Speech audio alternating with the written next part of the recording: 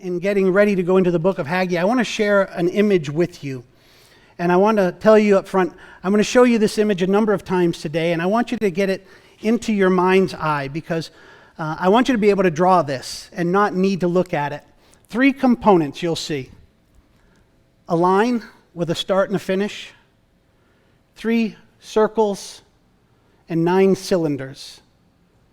And I show this to you because it's a way of calibrating whether or not we are, in fact, individually and together, committed to having this and any other place where we gather be God's house.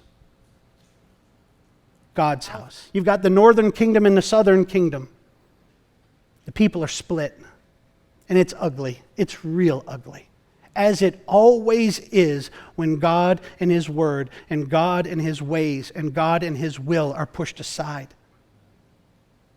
And before too long, a game of Middle Eastern Pac-Man takes place. Womp, womp, womp, womp. Here come the Assyrians, and womp, womp, womp, womp. And here come the Babylonians, and then womp, womp, womp, womp. Here come the Persians. And you see these world powers getting gobbled up. Well, in that first instance of Pac-Man, the Assyrians dispersed the entire northern kingdom. 10 of the 12 tribes, their land and their people, gone, dispersed, gobbled up and dispersed by the Assyrians. You say, whoa, what happened? A people that denied God happened. A consequence for doing it my way, our way, the worldly way happened. And it happens all over the place, even today. Oh, there's an acknowledgement of God. He's like the fire extinguisher over there on the wall. Oh, we acknowledge Him, and if need be, we'll go get Him.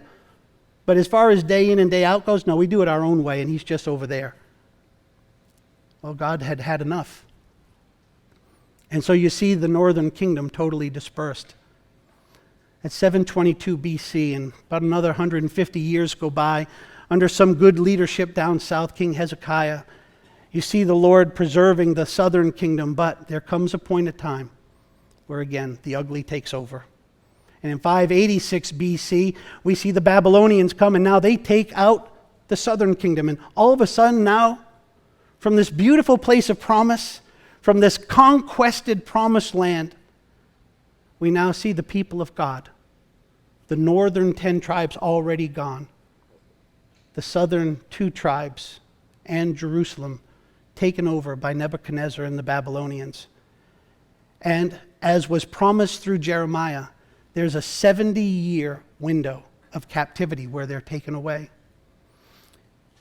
In that time, God reaches out again, and with that heart-melting mercy, says to His people, I told you I would never let you go.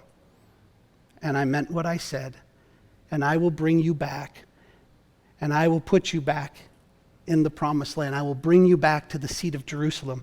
And in one of the most amazing accounts in all of the scriptures, God does this by touching, by using a pagan king, Persian king named Cyrus. And Cyrus says, you know what? You can all go back. In fact, I'll pay for it. And you go build your altar and your temple to this one true God. And let the world know it's so. And that's where we find ourselves. In the book of Ezra, we have an account where this story is told. And now we go from being given the green light of being able to go back to once you get into Ezra chapter 3 and up to Ezra chapter 5, you'll see this actually happening. Now we're coming back to fill the promised land, to rebuild the temple, to rebuild the house of God. You see, in 722 or 586, everything was destroyed. And now the green light has been given, and God is ready to rebuild His house so that the world will be blessed by an acknowledgement of His presence through His people. The exact same purpose that this place has. The exact same purpose that God has for we, this people. That we would make Him known to the world. That this would be a place from which His love and His light would go out, and His people would be seen and recognized, distinctly different.